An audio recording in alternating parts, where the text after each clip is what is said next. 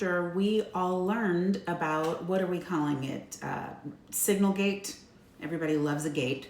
Gotta call it a gate if there's a controversy. Or group chat gone wild. Maybe that's more appropriate, since it obviously was a group chat filled with some novices, some adolescents, some people who have no business being in charge of our safety, our security, national security, foreign affairs, since, as we learned yesterday, the national security director, the vice president, the CIA director, and others were all on a group chat planning to drop bombs on a foreign country with the editor-in-chief of the Atlantic in the chat, invited in the chat. But anyway, a day later, hearings today, Senate hearings with the Senate Intelligence Committee, and two of the people were prominently featured who were also on that group chat. One being Tulsi Gabbard, who is the Director of National Intelligence for this country, and the other being John Ratcliffe, who is the CIA director. They both testified today, among others, and it was heated, y'all. It's getting hot in here. It was hot in there because these senators are rightly so frustrated, embarrassed, exasperated, confused, wanting answers, feeling like the administration as usual, the White House as usual, the president as usual, taking no responsibility, zero accountability, not admitting that this is a colossal mistake, which if it had been someone else in there, or if the reporter hadn't cared enough, Jeffrey Goldberg, to keep some things like quiet to this very day, I mean, lives could have been lost.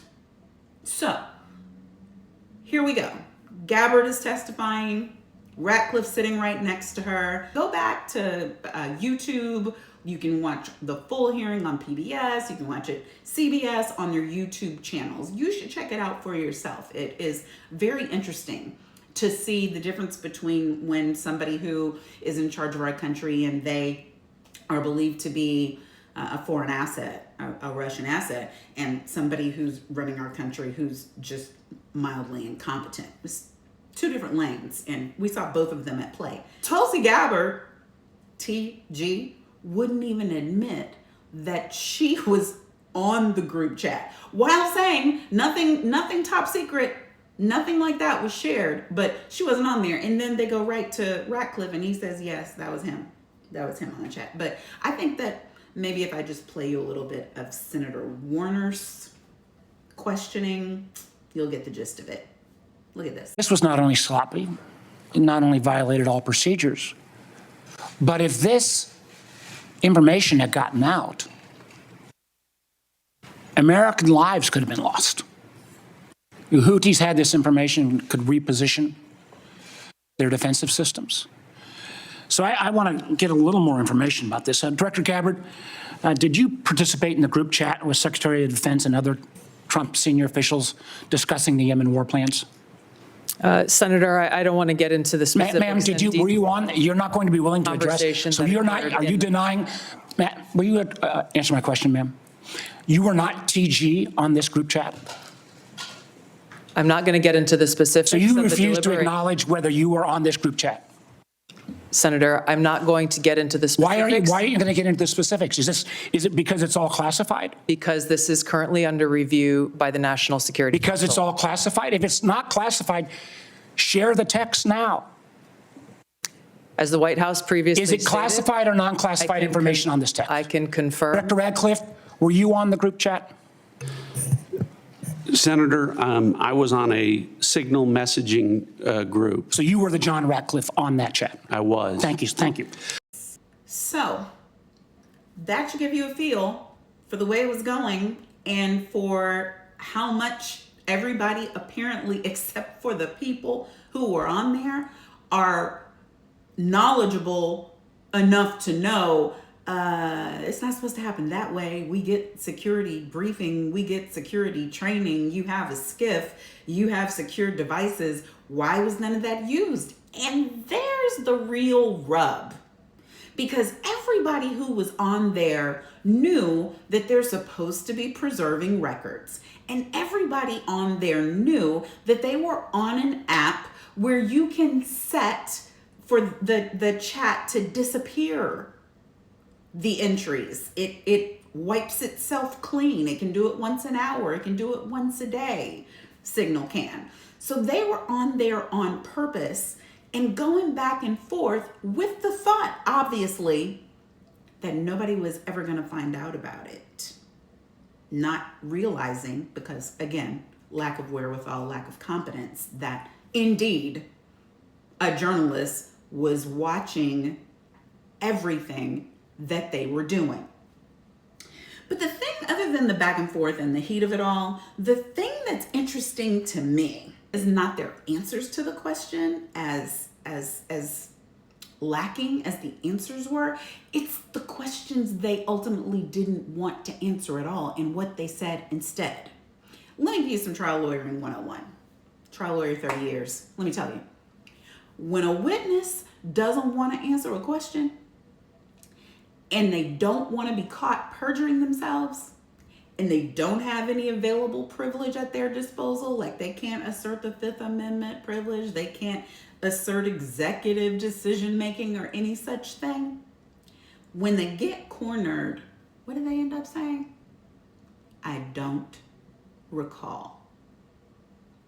And when that happens, judges look at the witnesses and lawyers looking at the witnesses who were once answering questions, and then they end up, I don't recall. I don't recall. You know good and well they recall. And that they're taking a chance on the fact that you, because you don't have the information in front of you to be able to corner them about what they do or do not recall, that you're not going to be able to find a way to prove what is in their brain. You can't prove that they didn't just all of a sudden come up with amnesia. Watch. The text chain disclosed, quote, information about targets, weapons the U.S. would be deploying, and attack sequencing. Asked about those specifics, Gabbard and Ratcliffe gave versions of the same non-answer. I don't recall. I don't recall giving that instruction. In that setting, I don't recall. So, what you think? Do they not recall? Not recall? Not recall? Did they both fall and hit their heads and all of a sudden they can't remember anything about what was or was not on the chat? Oh, except for TG, might not be Tulsi Gabbard. So maybe she really doesn't recall because she was never there. Look who else decided to weigh in on it today. The President of the United States. And as usual, while saying they did nothing wrong, because this is not the kind of person who ever admits to doing anything wrong, or anybody who works for him doing anything wrong, even when they are incompetent fools, babbling idiots. They'll be perfect, they'll be great, they'll be fine. Doesn't matter that they can't do the job, not doing the job, messing up on the job, causing us all disarray and lack of safety. They're perfect. Here's what he had to say. We hit them very, very hard. There was no classified information, as I understand it. They used a app, if you want to call it an app, that a lot of people use, a lot of people in government use, a lot of people in the media use. And I think I'll ask Mike. Mike is here. Do you want to respond to that, please?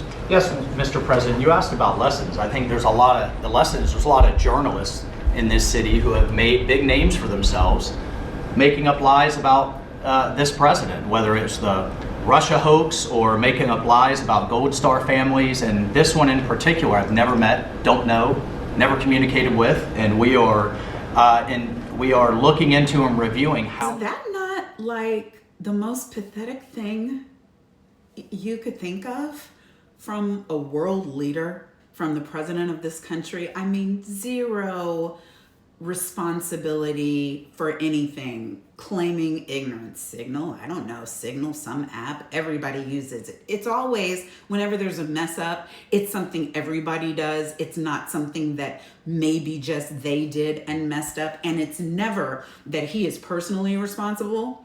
And then, of course, you follow that with slandering and insulting and putting down the person who is not at fault and blame the media. I mean, that's a favorite scapegoat in general. So why not do it with this person specifically? Like run them down, try to drag and ruin their career because your folks who are supposed to be so all the best people invited this journalist into their super secret squirrel chat that wasn't secret at all.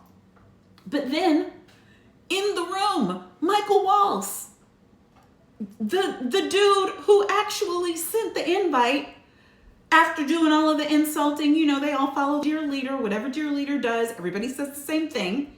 But then after his insults, he says, we're going to get to the bottom of this. We're going to figure out how he even got in that group chat that we weren't ever supposed to even be on. He didn't say that part. I'm adding that part.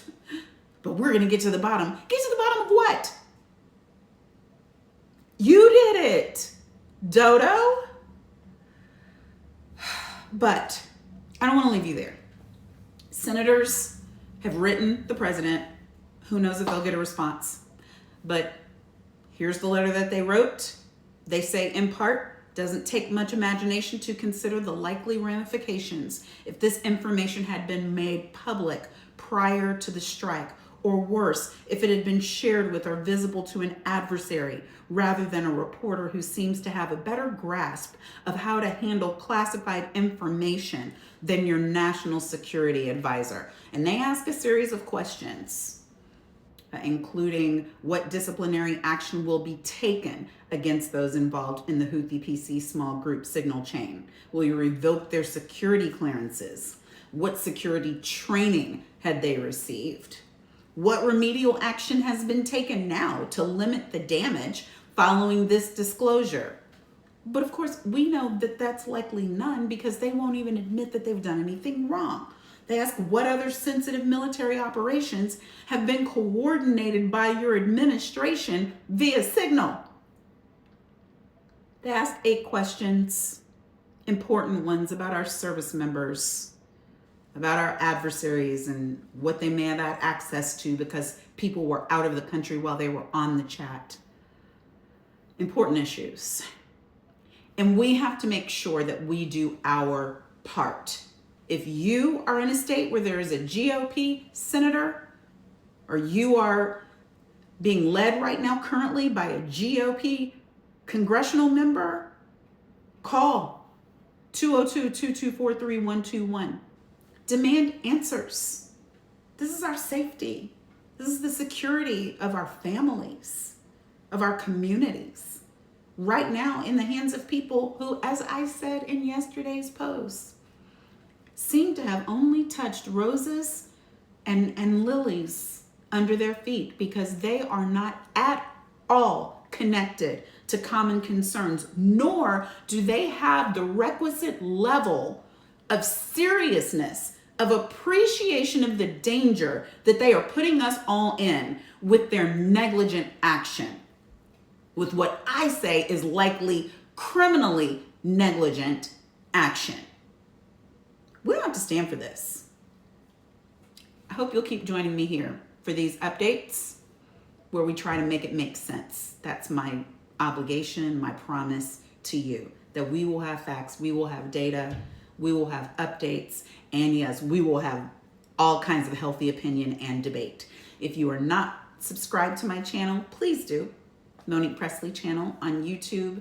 Please like this video and others and share with someone else. I'll see you again soon.